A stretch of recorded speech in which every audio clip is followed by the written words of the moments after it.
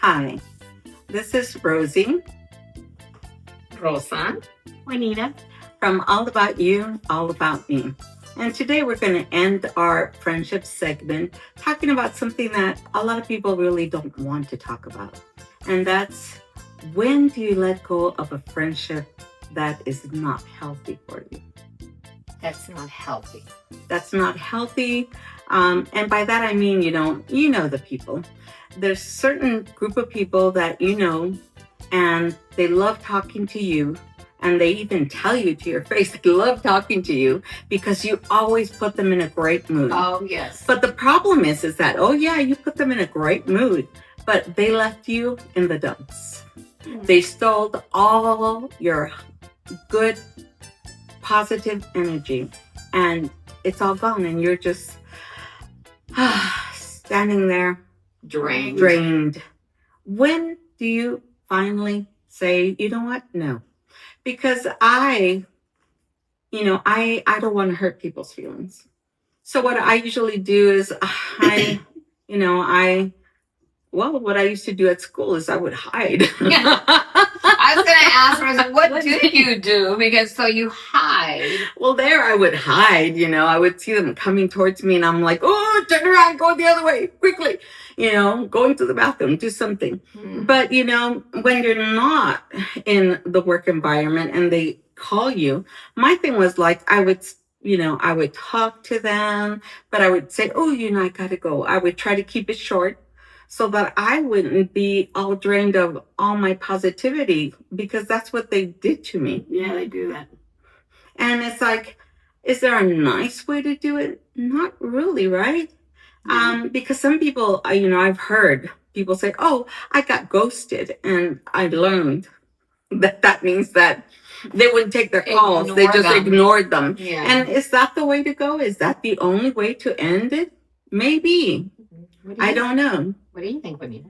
Well, this is the first time I've heard ghosted, which is very common word. Very newly to me. I think you need to learn, and it's going to hurt you, because I just, a little bit ago, I went through a friendship that I really highly respected and adored. And I would see her like a mom to me. I'm wondering what this. Okay, let us share. And somebody got hit from a vehicle, and I tried to help them. And apparently, because you were her friend. And apparently, I guess the nieces or granddaughters took it the wrong way as being a metiche. So I got them the information, I got them the police report, et cetera, et cetera.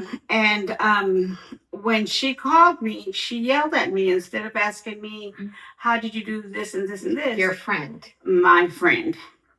And she's an elderly lady. So I got hurt. I'll give her an excuse, Rosie.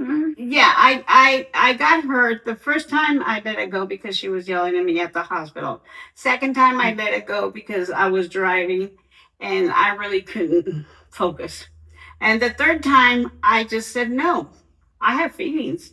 I have a heart just like you. I bleed red just like you.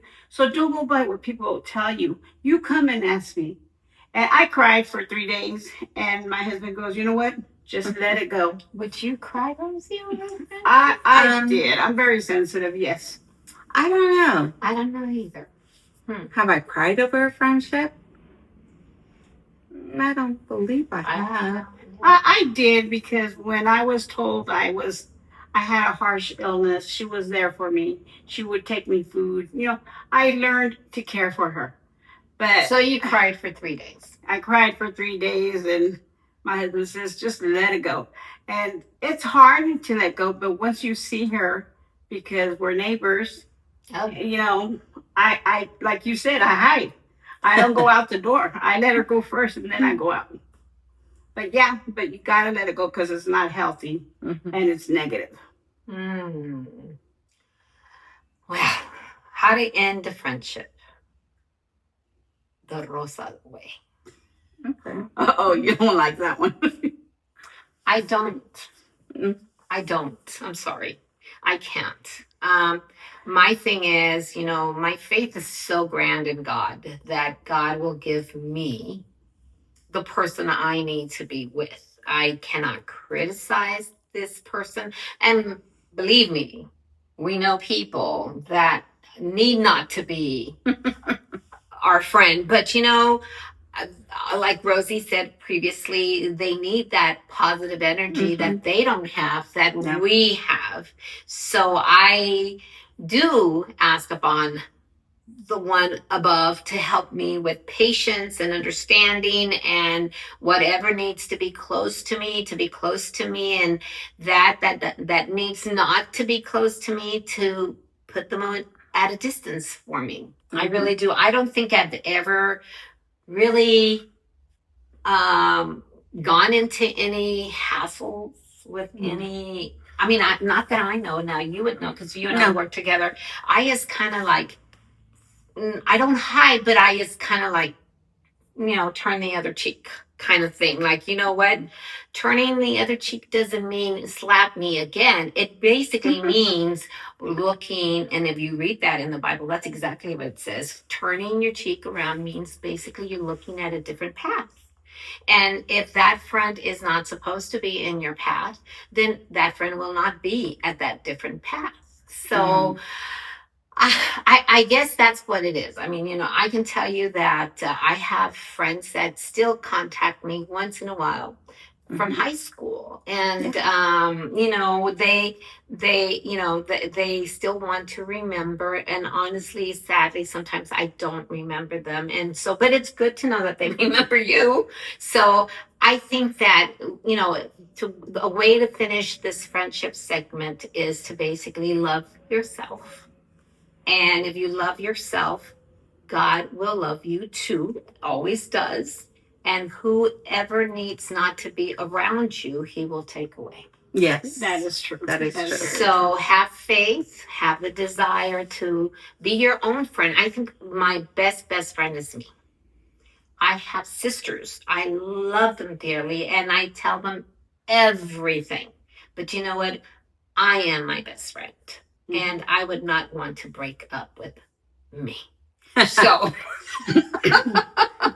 I would say to you, thank you. And I hope you do listen to the very end, because we do like to talk about a lot of things.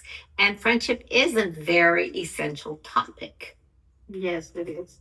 So we would like to thank you, and please subscribe, and all about you, all about me. Take care.